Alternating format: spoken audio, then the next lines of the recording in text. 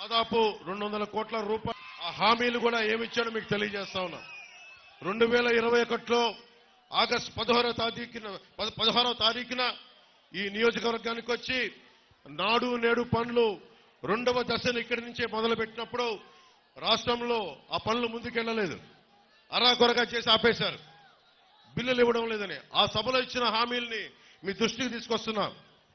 రేపొద్దున వైసీపీ నాయకులు వచ్చి ఎంపీగా కానీ ఎమ్మెల్యేలుగా కానీ మన కోనసీమలో తిరుగుతున్న ఒకటి అడగండి, ఈ హామీల సంగతి ఏమైందని అడగండి. అప్పన్నపల్లి లిఫ్ట్ ఇరిగేషన్ ప్రాజెక్ట్ మంజూరులో 40 కోట్లు చిట్టన్న చెప్పాడు, నేను ఇస్తున్నానని చెప్పాడు. ఒక్క పైసా కూడా రాలేదు.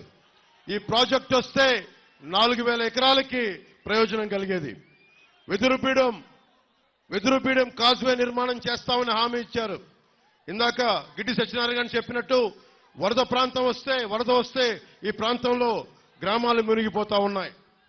దానికి 25 కోట్లు బడ్జెట్ మంజూరు చేస్తామని చెప్పి వాటిని కూడా పక్కన పెట్టారు.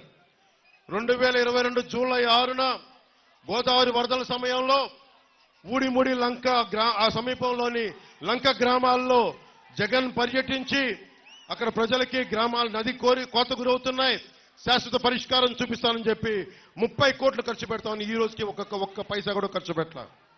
23 ఆగస్టు 8న గోదావరి వరదలు వస్తే వరదల నుంచి కోనసీమలో ఉండే తీర ప్రాంత గ్రామాలన్నిటికీ గట్లు పటిష్టం చేస్తామని చెప్పి 200 కోట్ల విలువైన హామీలు ఇచ్చారు.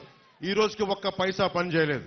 దేవుడు వరమిచ్చినా పూజారి వరమేమో లేదన్నట్టుగా గెయిల్ పరిశ్రమ సోషల్ రెస్పాన్సిబిలిటీ కింద అగ్నిమాపక కేంద్రం కావాలని చెప్పి ప్రజలందరూ కోరికితే ఫైర్ ఇంజిన్ కొనిచ్చారు, కానీ ఈ రోజుకి సిబ్బంది లేదు, బిల్డింగ్ లేదు.